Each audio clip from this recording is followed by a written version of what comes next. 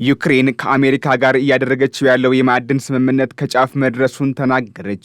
የዩክሬን ምክትል ጠቅላይ ሚኒስትር ትላንት ረቡዕ እንዳስታወቁት በሚቀጥሉት ጥቂት ቀናት ከአሜሪካ ጋር የመግባቢያ ሰነድ ይፈራረማሉ። አሜሪካ ጦርነቱን እንደምታስቆምላትና በምትኩም የከበሩ ማዕድናት የሚገኙበትን ስፍራ ከዩክሬን ለመውሰድ ስትጠይቅ ቆይታለች። ፕሬዝዳንት ዶናልድ ትራምፕ የዩክሬንን ጦርነት ለማቆም ብቸኛው ሰው መሆናቸውን ደጋግመው መናገራቸውም ሲዘገብ ቆይቷል። ይህ ታዲያ እንዲሁ ሊተገበር የሚችል ሳይሆን የከበሩ ማዕድናትን በመውሰድ ነውም ብለዋል። ሮይተርስ በዘገባው እንዳመለከተው ትራምፕ አሜሪካ ያወጣችውን በርካታ ቢሊዮን ዶላሮች ዳግም ለመመለስ ብቸኛው አማራጭ እንደሆነ ሲጠቁሙም ነበር። ሀገሪቱ 3 ዓመቱን በደፈነው ጦርነት በድምሩ 175 ቢሊዮን የአሜሪካን ዶላር ወጪ አድርጋለች ሲል የካውንስል ኦፍ ፎሬን ሪሌሽን ዳሰሳ ያሳያል። ዶናልድ ትራምፕ ሀገራቸው በጦርነቱ ያወጣችው ገንዘብ በእጅጉ የሚያበሳጫቸውም ሆነዋል። በመሆኑም የቀድሞውን የጆ ባይደን አስተዳደር በተደጋጋሚ ሲወቅሱና ሲከሱ ይደመጣሉ። ለዚህም ነው ሀገራቸው 500 ቢሊዮን ዶላር ግምት ያለው የማዕድን ስፍራ ከዩክሬን እንደምትፈልግ የተናገሩት። በለፈለፉ በአፍ ይጠፉ እንዲሉ ማዕድናትን ለአሜሪካ መስጠት የሚለውም ሐሳብ ባለፈው ዓመት የተጠነሰሰው ከዋሽንግተን ሳይሆን ከኬቭ መሆኑን ቢቢሲ ያስታውሳል። እንደ ወቅቱ ዘገባ ከሆነ ለአሜሪካ የማዕድን ስፍራቸውን የሚከፍቱት አሜሪካ በጦርነቱ ስለዋለችላቸውና ምናልባትም ስለምትውልላቸው ገጸ በረከት ይሆንላቸው ዘንድ መሆኑንም ዘለንስኪ አስረድተዋል። ዘለንስኪ በወቅቱ ይህን ማድረጋቸውም ሩሲያ በያዘቻቸው አካባቢዎች ኢራንና ሰሜን ኮሪያ የድርሻው ተቋዳሽ ለማድረግ ሐሳብ እንዳላት በመስማታቸው ነው። ሆኖም ግን የዩክሬኑ ፕሬዝዳንት ቮሎዲሚር ዘለንስኪ አሜሪካ በጦርነቱ ያደረገችው የገንዘብም ይሁን ወታደራዊ ድጋፍ ከብድር ይልቅ እርዳታ ነው በማለት ሲናገሩም ሰንብተዋል። ይሁን እንጂ አሁን እንደተሰማው ከአሜሪካ ጋር የሚያደርጉት ስምምነት መገባደዱን አስረድተዋል። ሀገሪቱ በዩራኒየም ክምችት ከአውሮፓ ቀዳሚውን ድርሻ ትይዛለች። ሊቲየም፣ ኮባልት፣ ማግኒዚየም፣ ታይታኒየም፣ ብረትን ጨምሮ በሌሎችም እምቅ ማዕድናት ሀብታም የምትባል ናት። ጦርነቱ ከመጀመሩ በፊት 30 በመቶ የዩክሬን የውጭ ንግድ በማዕድን ላይ የተንጠለጠለም ነበር። 40 በመቶ የሚሆነው የዚህ የማዕድናት ስፍራ ታዲያ በሩሲያ ኃይሎች ቁጥጥር ስርም ይገኛል ተብሏል።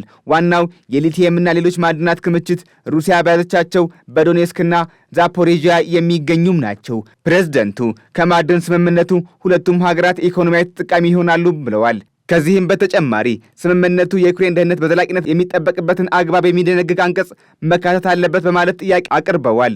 ትራምፕ ለዚህ የዩክሬን ፍላጎት በሰጡት ምላሽ ታዲያ የዩክሬን ሰላም በዘላቂነት የሚጠበቀው በአውሮፓ መዳፍ እንደሆነና የአሜሪካ ተቋራጮች በዩክሬን መኖራቸውን በራሱ አስተማማኝ ይሆንላታል ማለታቸውም ከወር በፊት የተሰማ ነው።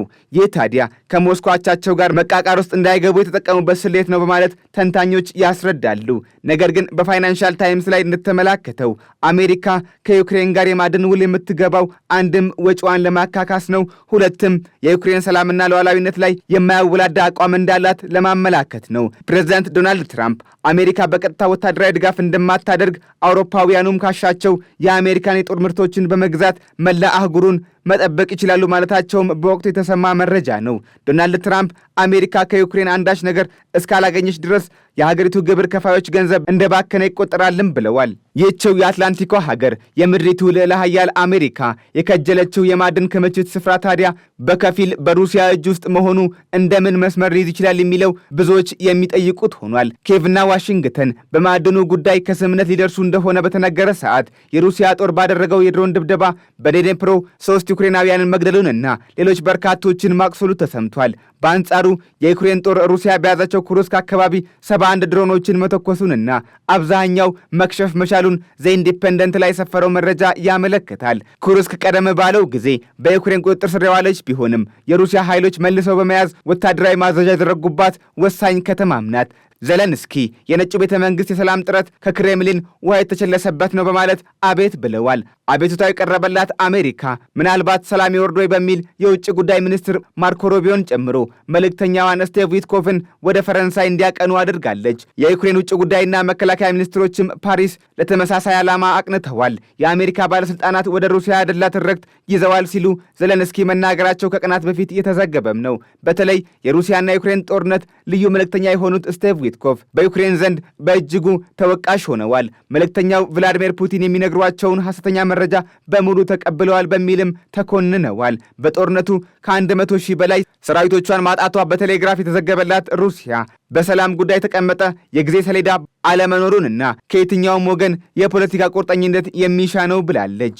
ሀገሪቱ ዛሬ ሐሙስ በደህንነት ኃላፊዋ ሰርጌይ ናርሽኪን በኩል የሰሜን አትላንቲክ ጦር ቃል ኪዳን ድርጅት ኔቶ በሩሲያ ወይም በቤላሩስ ላይ አንዳች ጥቃት ሙከራ የሚያደርግ እንደሆነ አውሮፓ በተለይም ፖላንድ ዕዳውን መሸከም ይከብዳታል ብለዋል። ለዚህም ዛቻ ምላሽ የሰጡት የፖላንዱ ጠቅላይ ሚኒስትር አንድሬስ ዱዳ ሩሲያ የተለመደው የማስፈራራትና ሐሰተኛ መረጃ የማሰራጨት ተግባሯ ነው ሲሉ አጣጥለውታል። በጦርነቱ ከአሜሪካ በመቀጠል ሁለተኛው አጋፋሪ በመሆኑ ያለፉትን 3 ዓመታት የቆየችው ጀርመን ታውረስ የተባለውን ክሩዝ ሚሳይል ለኪየቭ ልትሰጥ እንደሆነ ኢሮ ታይምስ አስነብቧል። አዲሱ የጀርመን መራሄ መንግስት ፍሬድሪክ መርዝ ዩክሬንን ለመደገፍ አሁንም እንደማይሰለቹና ተጨማሪ ጦር መሳሪያዎችን ለመላክም መዘጋጀታቸውን ተናግረዋል። ዩክሬን ይህንን ታውረስ የተባለውን ሚሳይል ለረጅም ጊዜ ስትፈልገው የነበረና የምታገኘው ከሆነም ወታደራዊ ቁመናዋ በጉልህ ሊሻሻል ላት እንደሚችልም ነው መረጃዎች የወጡት። ሩሲያ ታዲያ የትኛውም ሀገር ታውረስ የተባለውን ሚሳይል ለዩክሬን ሊሰጥ እንደማይገባ ስታሳስብ ነበር። አሜሪካም ትሁን እንግሊዝ አሊያም ጀርመን የታውረስ ሚሳይል ለኪየቭ የሚሰጡ ከሆነ ጦርነቱ መጠኑንና ስፋቱን ይጨምራል በማለት መዛቷን ኢሮ ታይምስ አስታውሷል። መረጃዎች እንደሚጠቁሙት ዩክሬን የጦር ግምጃ ቤቷም ይሁን የገንዘብ ክምችቷ እየነጠፈ ነው።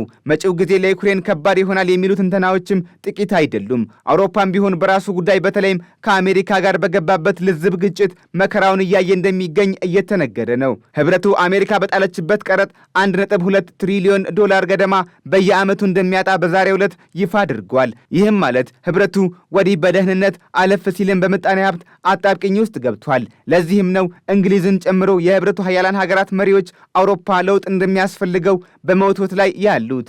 በመውጣት ላይ ያሉት የጀርመኑ መራሄ መንግስት ኦላፍ ሾዝ ጦርነቱ ይበልጥ ይስፋፋል በማለት ሚሳይሉን ለዩክሬን ሳይሰጡ ዓመታት ቆይተዋል።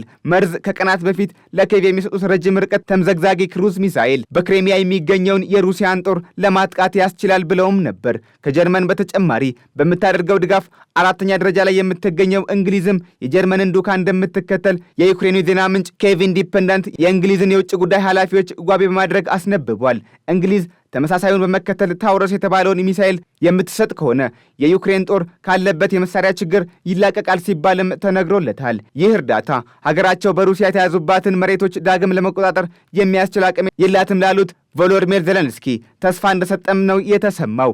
ከሞስኮ በኩል ቀድሞ የጦር መሳሪያው እንዳይሰጥ ማስፈራሪያ ያዘል መልእክት ያስተላለፈች ቢሆንም የጀርመን ውሳኔን ተከትሎ ምንም የተናገረችው አልተሰማም።